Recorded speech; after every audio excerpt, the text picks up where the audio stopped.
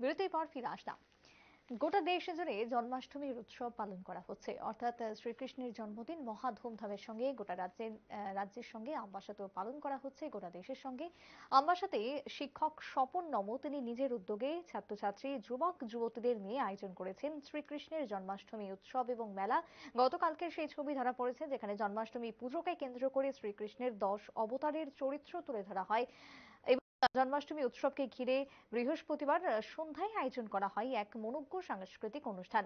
আমবাসাতে জন্মাষ্টমীর উৎসবকে কেন্দ্র করে এলাকার ছাত্রছাত্রী এবং যুবক যুবতীদের মধ্যে একটা আলাদা উৎসাহ পরিলক্ষিত হয় এবং ছোট ছোট শিশুদেরকে শ্রীকৃষ্ণ সাজিয়েও নিয়ে যাওয়া হয় মেলা প্রাঙ্গণে।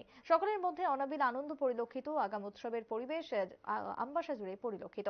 উঠতি বয়সের যুবক যুবতীরা ছাত্রছাত্রীদেরকে নিয়ে জন্মাষ্টমী উৎসব পালনের বিশেষ উদ্যোগ নিয়েছেন শিক্ষক স্বপন নম। যদিও স্বপন নম এর আগেও বহু সামাজিক কাজকর্মেও তিনি করেছেন, বিভিন্ন ক্ষেত্রে তিনি নজির স্থাপন করেছেন এবং এবারও তিনি জন্মাষ্টমী উৎসবকে একেবারে বড় পরিসরে মেলা থেকে শুরু করে সুন্দর পরিবেশ উপহার দিল আমবাসাবাসীকে নিজস্বভাবে তিনি নিজের উদ্যোগে।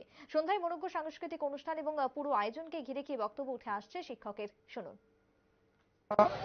আমাদের যুব সমাজ, বিশেষ করে ছাত্রছাত্রী যারা আছে, যেভাবে আমরা দেখি ড্রাগস, মদ্যপান, নেশা করা, মা বাবাকে অশ্রদ্ধা করা, নীতিবোধ না থাকা, মূল্যবোধ না থাকা, এই যে সমাজের এবং মূল্যবোধের অবক্ষয়, এই অবক্ষয় থেকে মুক্ত করার জন্য কচিকাঁচা বাচ্চারা যেন ড্রাগসে আসক্ত না হয়, যদি আমরা ভাগবত গীতায় শ্রীকৃষ্ণ প্রেমে কৃষ্ণে আমরা লীন হতে পারি, তাহলে তার সুস্ফূর্তভাবে তার মধ্য থেকে যে ড্রাগসের প্রতি যে একটা আকৃষ্টতা তা দূর হয়ে যাবে।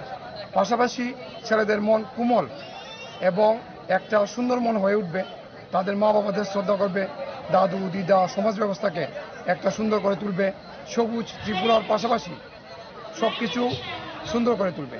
এই জন্যই আমার এই প্রয়াস। শিক্ষকের বক্তব্য আপনারা শুনলেন। তিনি যেমনটা জানাচ্ছেন যে গীতা পাঠের মাধ্যমে শ্রীকৃষ্ণের উপদেশ নিজেদের জীবনে প্রতিফলিত করতে পারবে যুব সমাজ। অন্যদিকে যুব সমাজ ছাত্রছাত্রীরা তাদের সামাজিক দায়বদ্ধতা বুঝতে পারবে, ড্রাগসের এবং অন্যান্য নেশার করাল গ্রাস থেকে তারা বেরিয়ে আসতে পারবে, নিজেদেরকে দূরে সরিয়ে রাখতে পারবে।